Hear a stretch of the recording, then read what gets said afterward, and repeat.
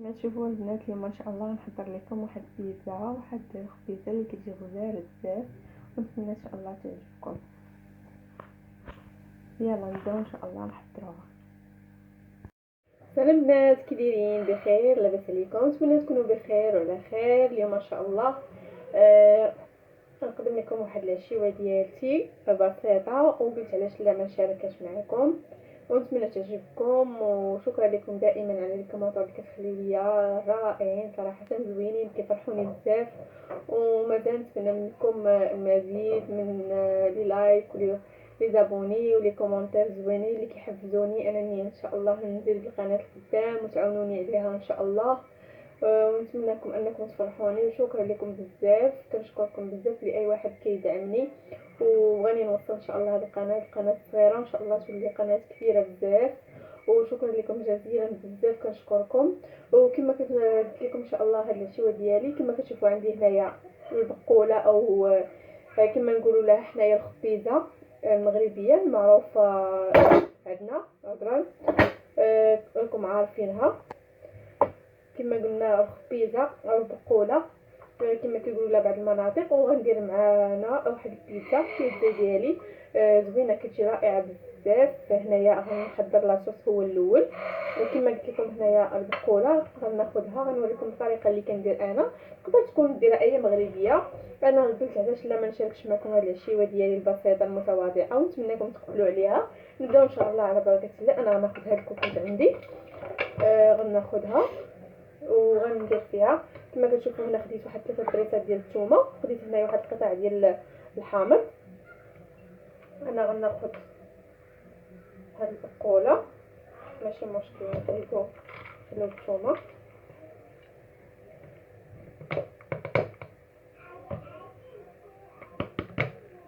انا غسلتها مزيان حيت هي ضروري البقوله كتبغي الغسيل بزاف، خاصك ضروري تغسليها مزيان وتخليها تنشف، وعاد باش من بعد كتقرضيها على طريقه يدويه، او بغيتي ديري حتى في الطحانه يمكن لك انك تستعمليها.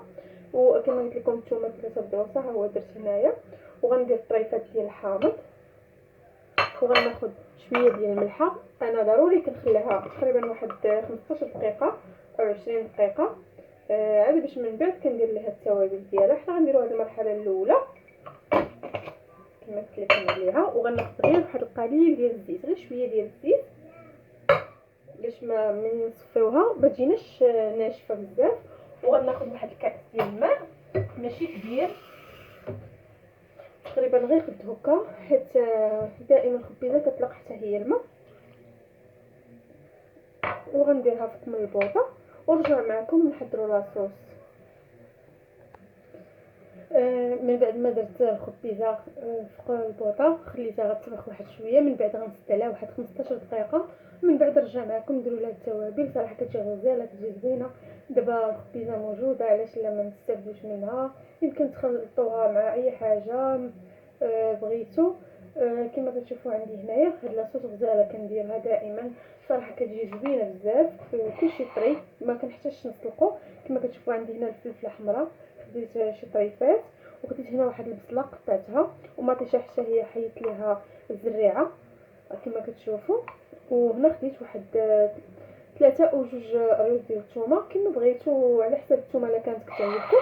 انا غنعملها في هاد الطحانه عندي، هذه صراحه كتعاونني بزاف صراحه، كتسهل لينا الشغل. خديتها مؤخرا صراحه ما ندمتش عليها، كذا زوينه بزاف. انا دابا غنطحن هادشي اللي عندي كامل هنايا. مثلا عندي هاد المطيشه ما مقطعاش، ما انتبهتش ليها، غنقطعها حتى هي. من بعد ما قطعت ديك المطيشه حطيتها هنا درتها. دابا غنحاول ندير الاله العجيبه ديالي صراحه نفعتني بزاف. كنصح اي مرا ما عندهاش انها تاخذها، صراحه كتنفع الا كنتي مزروبه، كنتي صراحه زوينه بزاف. يمكن لك الا بغيتي تضيفي شويه الماء ضيفيه، ما بغيتيش ماشي مشكله. انا غنضيف واحد شويه ديال الماء، غير شويه. كنطلب ليا ماكينه وناخذ البريز وانا غنحاول نطحنها. كتشوفوا ها هو الخليط اللي عندي طحن صراحه، كيطحن مزيان، ما كيبقاش كما كتشوفوا. ها هي الخليط اللي عندي وجدات. غناخذ كاسرونه نحاول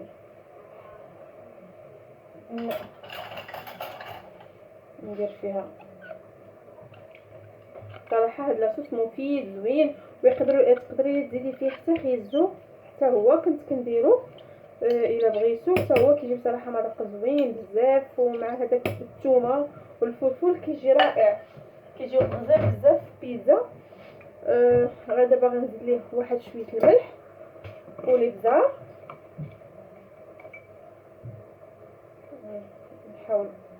كنحاول انني نقص شويه من الملحه. كنت ديجا قلتها لكم في هذا الفيديو انني عانيت من الملحه بزاف اللي اثرت فيا. ندير شويه ديال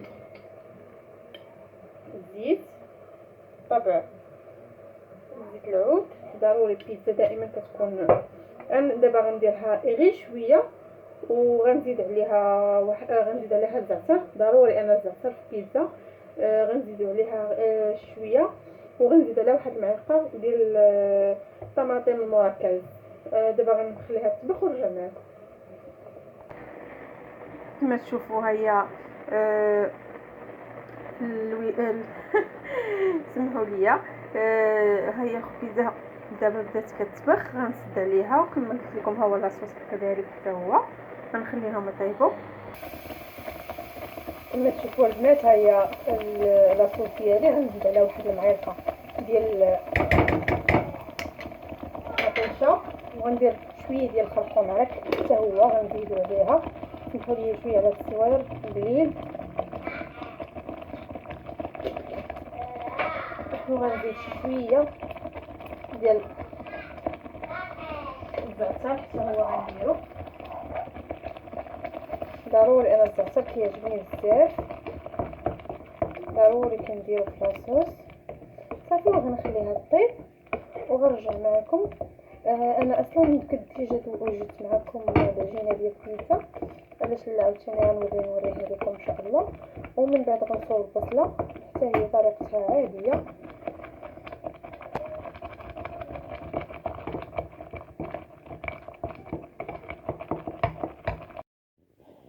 دابا غنبداو نوجدو في البيتزا العجينه ديالها.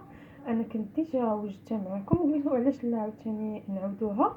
غندير هنا عندي زلافه ديال الدقيق ها هي، وغناخذ واحد كاس ديال الفينو. انا زلافه عبرتها بهذا الكاس تقريبا 3 الكيسان عامرين، عطاوني هاد الجبانيه اللي عندي. وهنا خديت واحد معلقه كبيره ديال النيدو ومعلقه صغيره ديال الزعتر. غناخذ قليل ديال زيت العود، وغنضيف الملحه حتى هي، غنضيف الملحه حتى هي، وغندير العجينه تعجن العجينه. والماء على حسب العجينه تكون مخفوفه، وما خصهاش تكون قاصحه شويه باش تجينا البيتزا رطبه. دابا انا غنعجن العجينه اللي عندي وغنبدا نحضر الطريقه ديال البصله اللي ديجا درتها. كنصوبيها عاديه ونبداو ان شاء الله نوجدو في البيتزا وفي الخبيزه اللي عندنا. ونتمنى ان شاء الله يعجبكم هذا العشاء ديالي. كما كتلصق في الايدين حيت الا جات قاصحه ما غتجيكش بيتزا زوينه.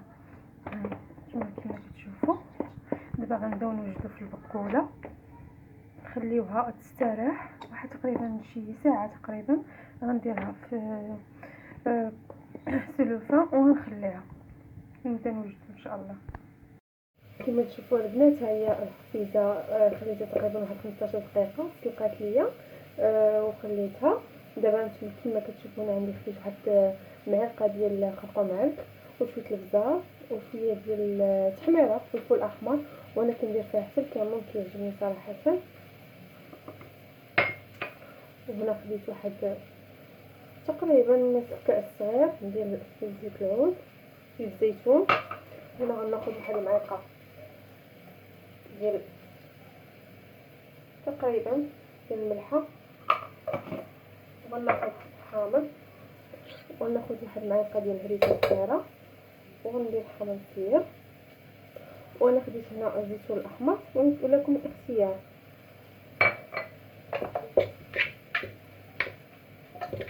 صراحه كتجي بنينه بزاف، انا كتعجبني، كتجي غزاله. دابا انا غنديرها في الخلطه نخليها تشحر. دابا انا درت في القلبوطه، شوفوا مع ديك الزويته صراحه كتجي غزاله كتعجبني بزاف البيتزا. داكشي علاش بغيت نشاركها معكم ونتمنى تعجبكم. انا درتها بسيطه، انا غير هاد العشيره ديالي حبيت انني نشاركها معكم، قلت علاش لا نشاركها معكم. ومازال البيتزا حتى هي ان شاء الله غنوجدها. ديجا حضرت البصله، دابا نبدا نوجد فيها ونخليه تقريبا شي 10 دقائق بلا ما طاب فيا البقوله او الخبيزه. هذا نتمنى لكم، انا حضرت لكم عشاء بلا زواق بلا نفاق بلا حتى حاجه، طبيعي عادي، متوفر جميع الناس، متوفر جميع الفئات، نتمنى يعجبكم. كما كتشوفوا البنات من بعد ما دعت ليا العجينه ها هي. انا خديت هنا الفلفله، قطعتها فلفله حمراء خضراء، وهنا صوتيت البصله غير بشويه زيت العود وزيت زيتون وشويه المليحه وشويه الابزار وزعتر ضروري. انا زعتر ما كنستغناش عليه، زعتر ضروري كنديرو. وهنا خديت لاصوص اللي وجدت معكم ها هي، كتجي بصراحه غزاله، كتجي زوينه بزاف. وناخذ هنا الزيتون. البنات تقطع ليا الفيديو كما قلت لكم، عندي هنا الزيتون كحل، يمكن لك بغيتي ديري الزيتون ابيض حتى هو ديري الموجود، ماشي ضروري. انا خديت هنا فرماج موزاريلا هو اللي كنستعمل، كيجي صراحه زوين. دابا انا غنحاول انني ها هي كما تكون واضح ليكم البيتزا ديالي. انا كما قلت لكم كتكون مخوفه، انا درت ليها واحد شويه الزيت باش تجيني ساهله. من الاحسن ما تستعمليش مثلك باش ما تضغطيش عليها بزاف. انا درت هنا جوج بيتزات.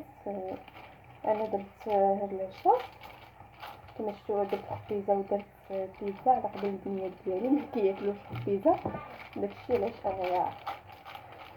ونتمنى ان شاء الله يعجبكم هاد العشيره ديالي البسيطه المتواضعه. معايا كنديروا معكم هادشي اللي موجود عندنا في المنزل، بلا زواق بلا نفاق بلا حتى حاجه.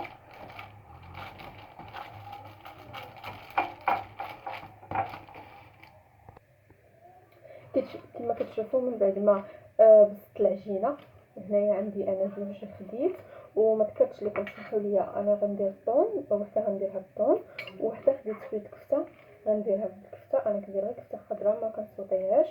وعلى ديك البيتزا قبل ما ذكرتش معكم الخميره، سمحوا لي انا ضفتها من بعد. دابا غنحاول نثقب بالفرشيط بيتزا باش ما تنفخش ليا بزاف. كما كتشوفوا انا ما درتش لاباط غليظه بزاف حيت مازال غتنفخ ليا. غنحاول انني نديرها كامله.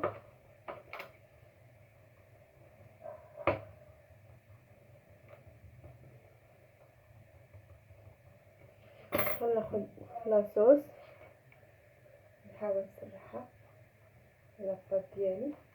صراحه هاد لاباط كتجي غزاله بزاف، وحتى لاصوص الطريقه اللي درتها كتجي صحيه وزوينه. نبعدو شويه على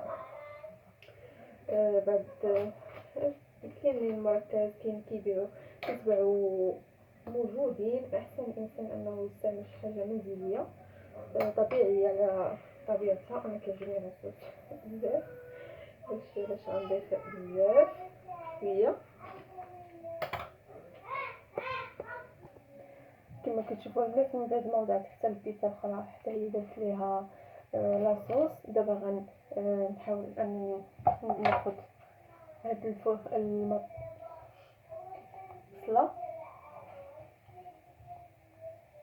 اللي كتعجبو البصله، اللي بغى ما يديرش غير الفلفله والفرماج يمكن ليه انه يزيد البصله. الا ما كتعجبوش البصله يمكن لك تستغني عليها.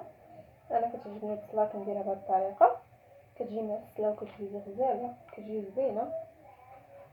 كاين بزاف الناس ما كيديروهاش بهذه الطريقه. ناخذ الفرomاج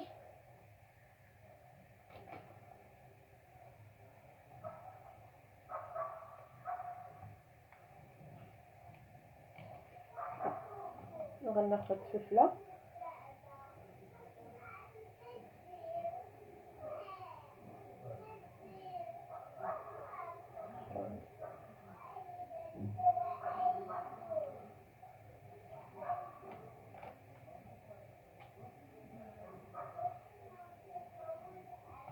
وناخذ الطون حتى هو،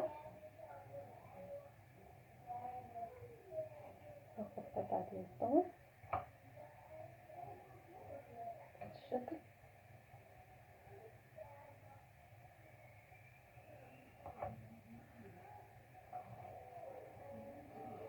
وناخذ الزيتون الاسود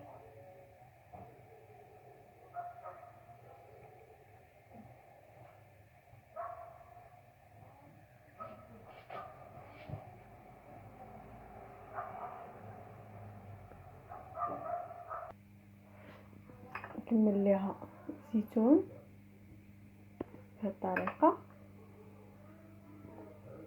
كما شفتوا هذه البيتزا ديالي. دابا غنكمل البيتزا الاخرى وغندخلها للفران، وضروري يكون الفران سخون، ديجا يكون سخون هو اللي كيخلي البيتزا كطيب بسرعه وما تجيش قاصحه. ونرجع معكم ان شاء الله في الطبق النهائي ديال الخبيزه ولا البقوله وديال البيتزا ديالي العشيوه ديالي البسيطه، ونتلاقاو ان شاء الله في الطبق التقديم. كما كتشوفوا البنات هاي العشيوه ديالي البسيطه، خبيزه وبيتزا. نتمنى تعجبكم صراحه. الخبيزه جات رائعه، جات زوينه بنينه، نتمنى تعجبكم. وحتى البيتزا هانتوما كتشوفوا رطبه بزاف، جات وشيشه هانتوما كما كتشوفوا. الرطبه ديالها ما غليظاش. كما شفتوا راني رقيتها ورغم ذلك تنفخات، درت فيها تقريبا معلقه ديال الخميره. هانتوما شوفوا الرطبه ديالها صراحه غزاله بزاف. ونتمنى ان شاء الله تعجبكم هاد العشيوه ديالي، ونتلاقاو ان شاء الله في وصفه جديده، في جولات، في غديوه جديده ان شاء الله. يلا السلام عليكم. ودائما كما نقول لكم ما تنسونيش بلي كومونتير زوينه ديالكم وبلي لايك وبلي زابوني. يلا السلام عليكم.